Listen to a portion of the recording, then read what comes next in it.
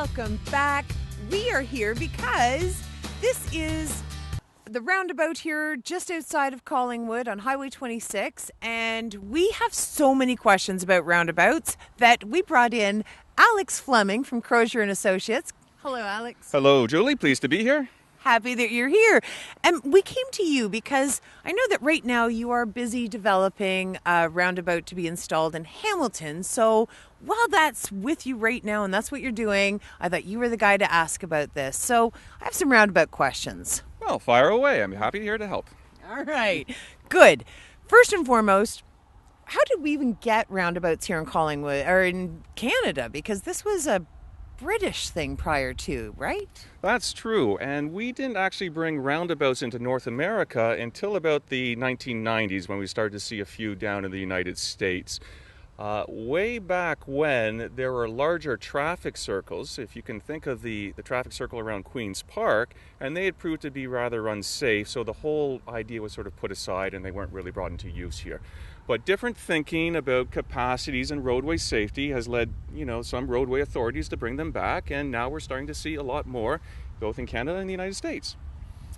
Okay, so there's a cost difference between roundabouts and signals, and I'm not just thinking about the installation of them, I'm thinking about the grand scheme with accidents and upkeep and the whole 9 yards. What's the difference between the two? Well, from a physical construction point of view, without any better information, we kind of take it as a wash. A cost of a signal, a cost of a roundabout will be about equal over a 20-year time frame. So roundabouts have higher costs from illumination. There's a lot more street lights to illuminate the approaches, but signals are much more expensive equipment. Where the cost savings really does come in, though, is in the safety of roundabouts versus traffic signals. If you bring in the cost of collisions, then roundabouts become the clear preferred method of intersection control.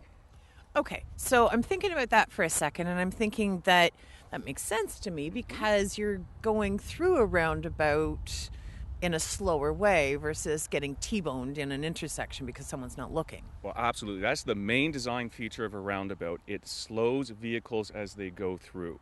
And it also reduces as you said, the possibilities of different types of collision. So you have less collision opportunities, and if collisions do occur, they happen at a much lower speed, so the severity is much less. So you don't see many fatalities or personal injury. There's generally just property damage to cars. Okay, so that having been said, and we've set the safety guidelines in place, how do people actually effectively use a roundabout? Because apparently we're still learning here. Well, there are some rules.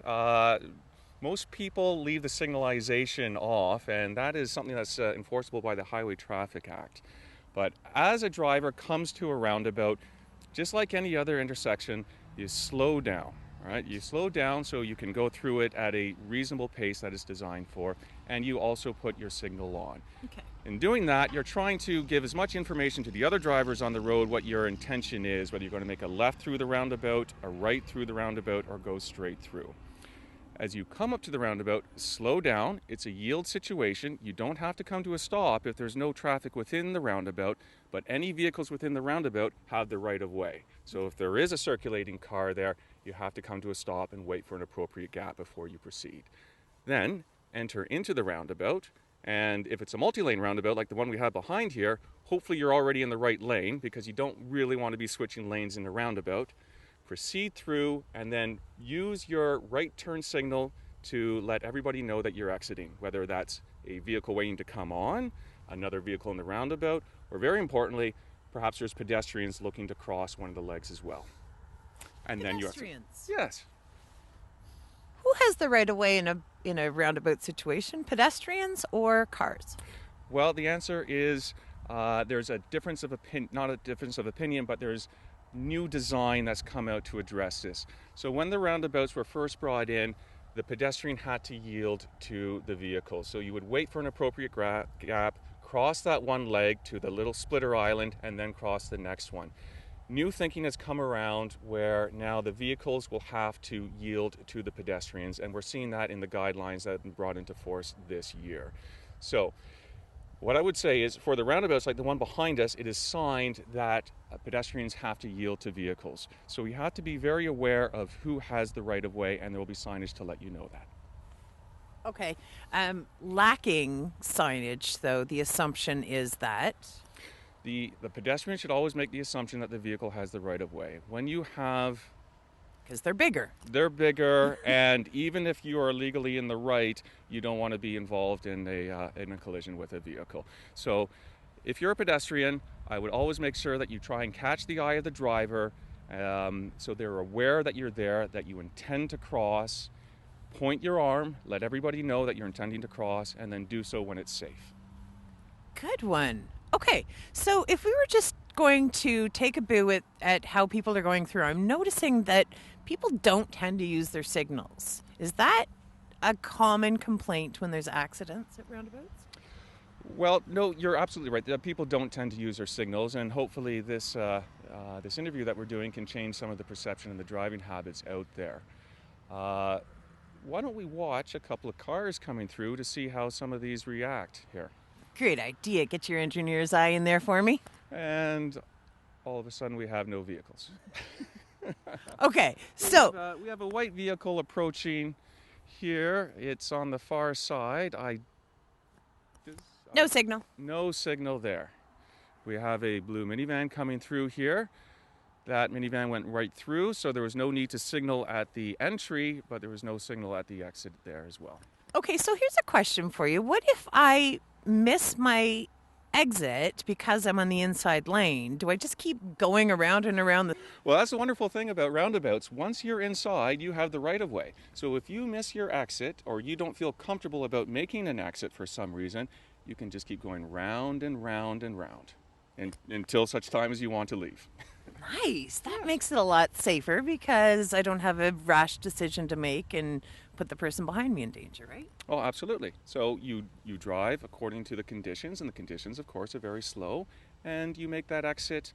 Hopefully you've prepared before you've gone through, but if that hasn't turned out to be the case, then you get another go around the circle at it. That's fantastic. Okay, so now let's talk about public perception of roundabouts in the how do we help all these good folks out here that are using the roundabout on a regular basis but scared of it or unsure of it. How do we help them get comfortable? What do we do? Well, overall, from public perception, normally if an area doesn't have roundabouts and they're being brought in, public perception tends to be against them because it's a new form of traffic control that people are just not used to. Studies have found, though, that after they've been implemented and had some time to get acquainted, the people of the area, then the perception flips and more people are in favor of them. For those in our area who are still a little uncomfortable driving through it, I would just suggest that you can go as slow as you need to go through there. These roundabouts are designed to slow traffic down and to let everybody go through at a comfortable pace. So I would just treat it as such. Go through it slowly, and you'll soon get that confidence to use them without problem.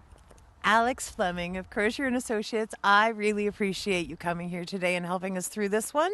We have 5 roundabouts at this point in this region, and I think it's high time that we started making sure that we were comfortable enough to put more safety features in farther around. So, well, as a traffic engineer, I love roundabouts. You won't find a traffic engineer that doesn't. So the more the merrier, I say.